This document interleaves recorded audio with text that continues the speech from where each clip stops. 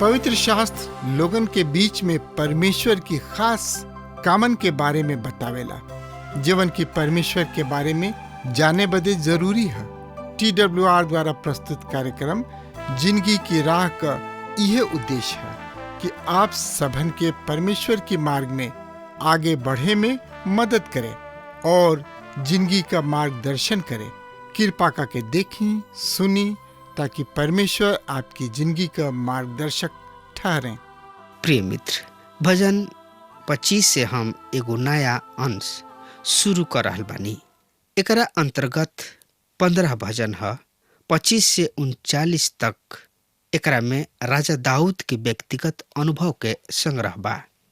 एकरा में भविष्य के ओर के नजर भी बा, जोना में धार्मिक यहूदी विपत्ति में आ पड़ल बाने। एगो विश्वासी खातिर ई संतावना के संदेश है। ये भजन में व्यक्तिगत अनुभव बा। ई शांत भाव के एकरा में अंतरंग भाव दिखाई देता। हमने के आज के जिंदगी के खातिर भी एकरा में अनमोल संदेश निहित बा। ई शायद पिछला रचना सब के समान लोक प्रिय ना हो, फिर भी वो हमने से बहुते कुछ कह जाले। हम एकर व्यापक अध्ययन त ना कर सकब, फिर भी हमनी के शिक्षा के खातिर एकरा में अथाह भंडार बा। यह भजन में विपत्ति सब में पड़ल मनुष्य के दिल के फोटो है। एकरा में नबूवत के भी अंश बा, काहे कि रचयिता के नजर भविष्य के ओर लागल बा। एकर संकेत इसराइल के भविष्य के संकट के ओर बा। पर ये सब रचना में पीढ़ी के भक्तन के संतावना प्रदान कइल गइल बा। त आई इस सब के जानकारी खातिर रवा हमरा संगे अपन पवित्र शास्त्र बाइबल निकाल लेहनी। हाँ, तो ओहमे देखी भजन संहिता 25 अध्याय के 1 और 2 पद एह तरी से बता रहल बा। सुनी ध्यान से, हम पढ़ रहल बानी। हे यहोवा, हम अपन मन तोहरा ओर उठावतानी। हे हमार परमेश्वर, हम तोहरा पर भरोसा राखतानी। हमरा के लज्जित मत होखे द। हमार दुश्मन सब हमरा पर विजय ना होखे पावे सा। ई एगो प्रार्थना है जेकरा में दाऊद परमेश्वर पर अपना निर्भरता के गवाही दे रहल बाने। ई शेष यहूदी सब के भी फोटो है।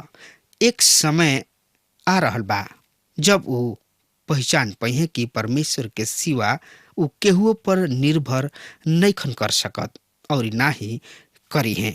यह अनुभव हमनी खातिर भी हितकर होई। दाऊद यह आत्मा के गहराई से ई कह रहल बड़े, प्रभु हम तोहरे ही ध्यान करीना। उ आगे कहतने, हमार परमेश्वर, हम तोहरे पर ही भरोसा कइले बानी।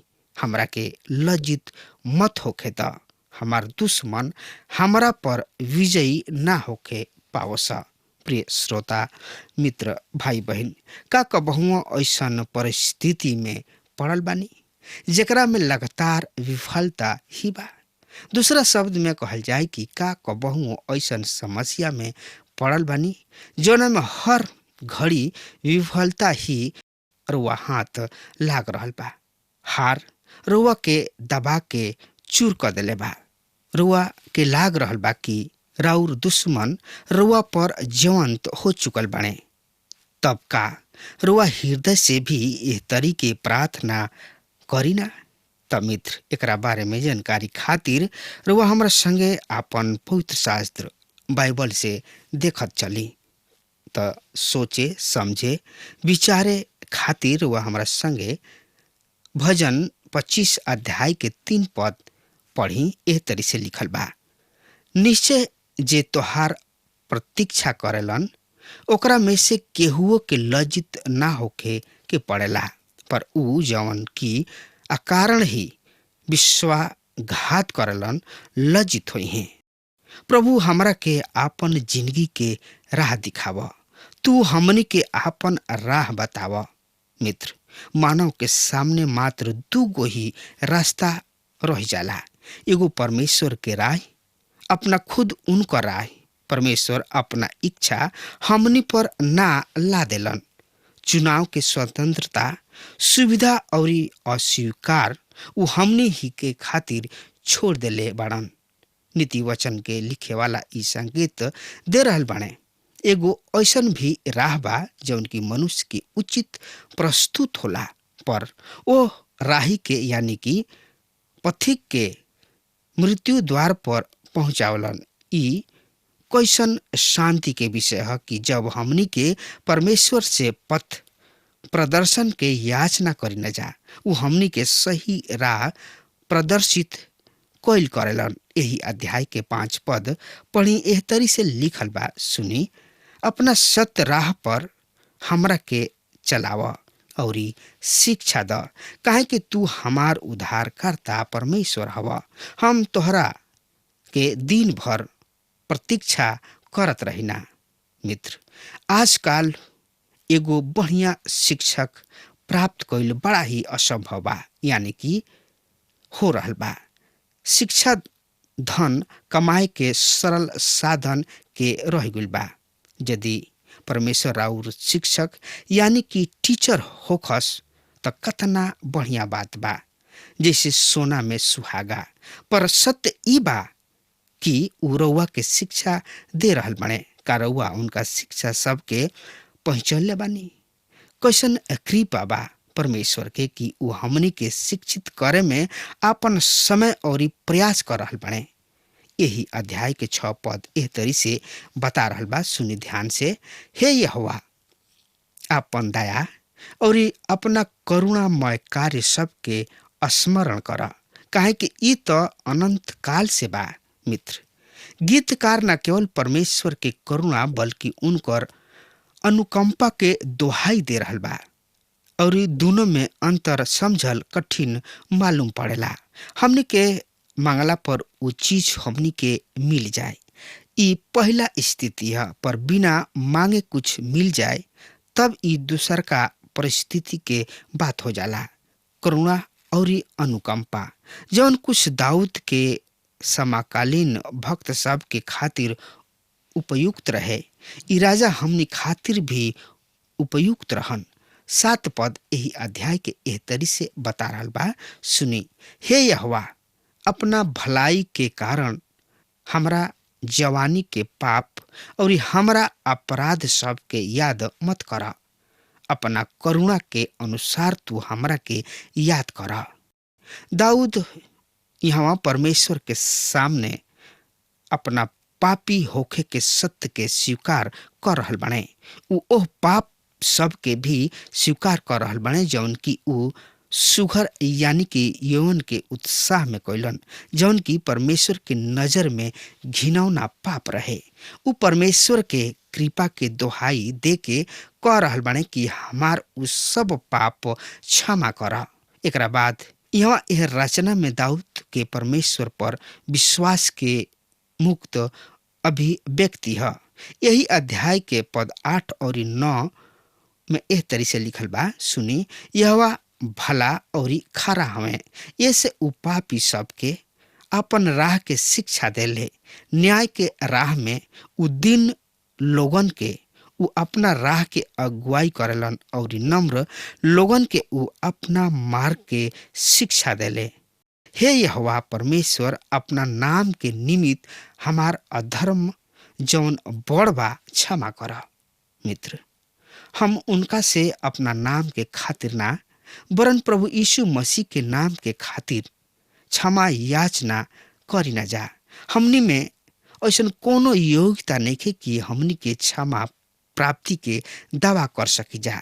परमेश्वर दाऊद के अपराध क्षमा कैलन, ई हमनी के खूब बढ़िया तरी जानतानी जा। उ हमनी के भी पाप क्षमा करी हैं। एकर हमनी के पूरा तरी विश्वास होखे के चाही। एगो उपहास करे वाला अविश्वासी हंसी उड़ावत पादरी से पूछले, परमेश्वर दाऊद जैसन पापी के काहे चुनलन? पादरी साहब के जवाब रहे कि हम और ई रउआ जैसन आदमी के परमेश्वर क्षमा के आश्वासन मिल सके। ई इसराइल विषय परमेश्वर यिर्मयाह नबी के मुख से इसराइल राष्ट्र के खातिर ई संदेह पहुंचौले रहन। हम ओहनी के अपराध क्षमा करब, हम ओहनी के पाप के याद ना करब।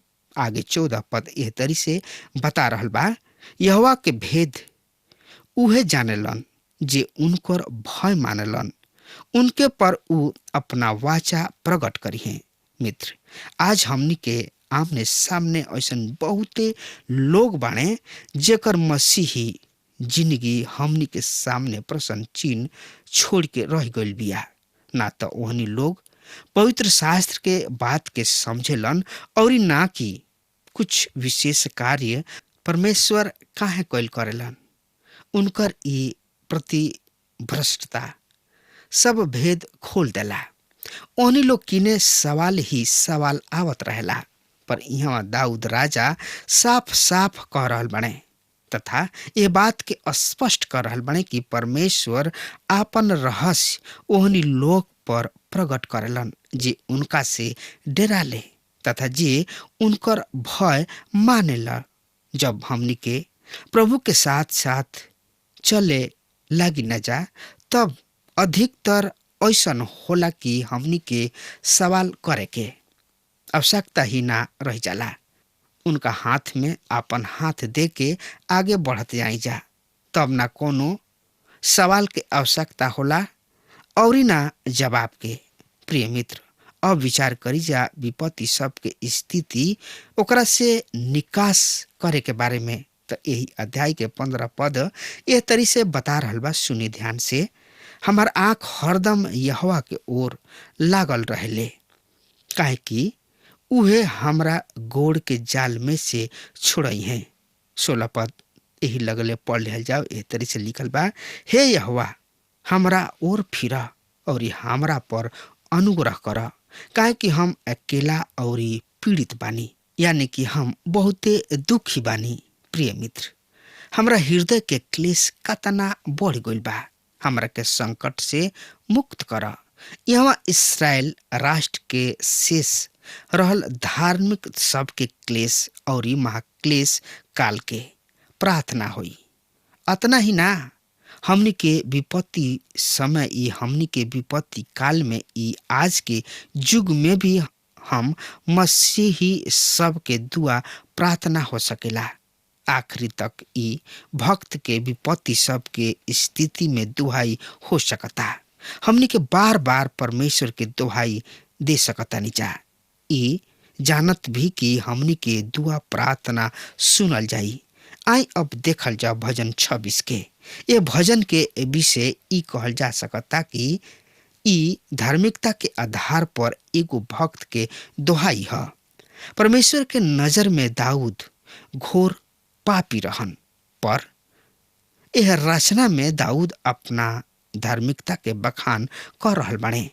रउआ विषय में हम कुछ नहीं कह सकत कि हमनी के पूर्णतः धार्मिक बानी।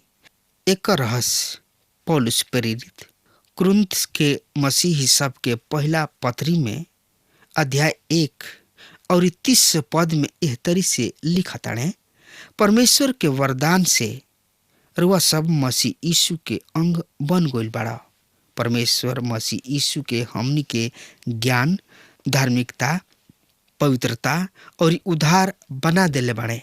परमेश्वर मसीह यीशु के हमनी के धार्मिकता और उद्धार बना देले बाड़े। अब हमनी के परमेश्वर के सामने पूर्ण बना दिहल गइल खड़ा बानी जा। ऐसे उनका नाम में प्रार्थना करे के इहे अर्थ। हमनी के प्रार्थना में उनकर कार्य प्रस्तुत करी न जा, उनकर योग्यता के बखान करी न जा और ई स्वीकार करी न जा कि के और का ह। तो मित्र, एकरा बारे में जानकारी खातिर रुआ हमरा संगे आपन पवित्र शास्त्र बाइबल निकाल ली गाल्यानी। हाँ, तो ओहमे देखी भजन संहिता 26 अध्याय के 1 और 2 पद ए तरी से बता रहल बा, हे यहोवा हमरा के निर्दोष ठहरावा, काहे कि हम खराई से चलत आ रहल बानी। और हम यहोवा पर अटल भरोसा रखले बानी। हे यहोवा, हमरा के जांच और परख, हमार मन और हमार हृदय के कसौटी पर कस। ई दाऊद राजा के आचरण के विषय एगो उत्तम रचना है। हाँ, उ एगो बहुते घोर पाप कैले रहन, पर उ ओ पाप में बनल ना रहले।